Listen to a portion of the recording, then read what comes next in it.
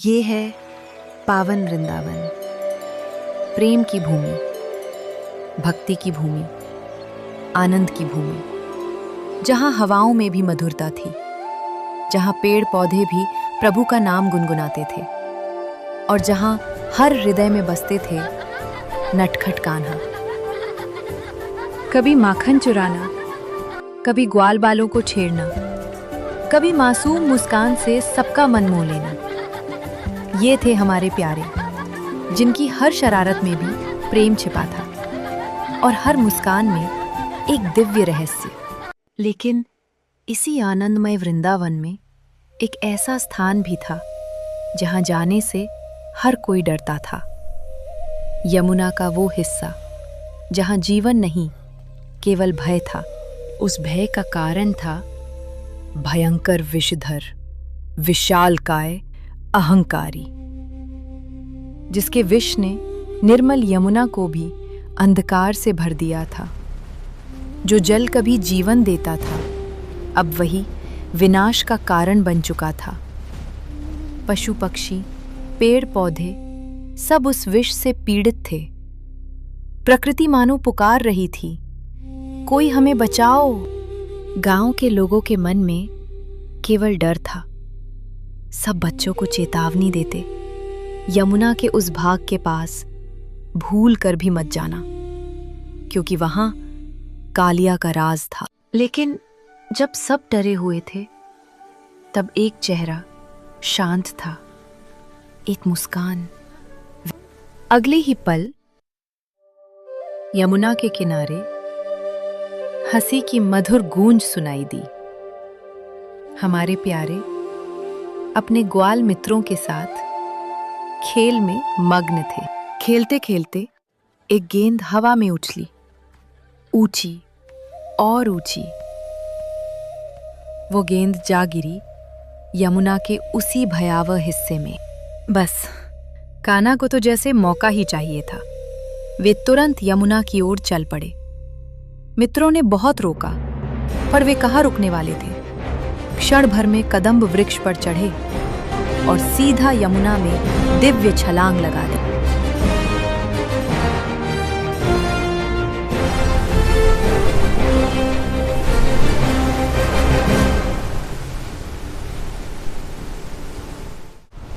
जैसे ही कान्हा यमुना में उतरे, पूरा जल थर्रा उठा, विशाल लहरें उठी, अंधकार कांप उठा और यमुना की गहराइयों में एक प्राचीन भयावह शक्ति जाग उठी। यमुना की गहराइयों में कालिया ने कान्हा को चारों ओर से घेर लिया। उसकी आंखों में क्रोध था और मन में अहंकार। लेकिन कान्हा अब भी शांत थे, मानो ये सब एक खेल हो। बस फिर क्या था? क्रोधित कालिया पूरी शक्ति से कान्हा पर टूट पड़ा। जल में भयंकर हलचल मच गई, लहरें उठी, गहराइयां कांप उठीं। लेकिन कान्हा फिर भी सहज थे। अचानक कालिया ने अपने विशाल कुंडलों में कान्हा को जकड़ लिया। ऐसा लगा मानो अब बचना असंभव है। किंतु भगवान को कौन बांध पाया है? अगले ही क्षण दिव्य तेज के एक झटके से कालिया के सारे बंधन टूट गए और मुस्कुराते हुए कान्हा स्वतंत्र हो गए। और फिर शुरू होने वाली थी वह लीला जिसे देखकर संसार चकित रह गया।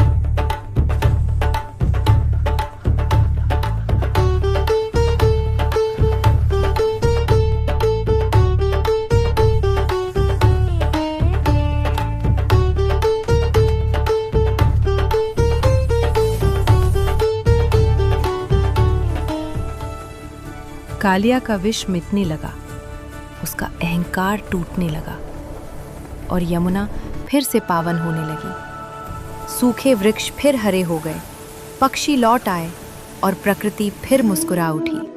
अब कालिया समझ चुका था, यह कोई साधारण बालक नहीं, स्वयं नारायण है।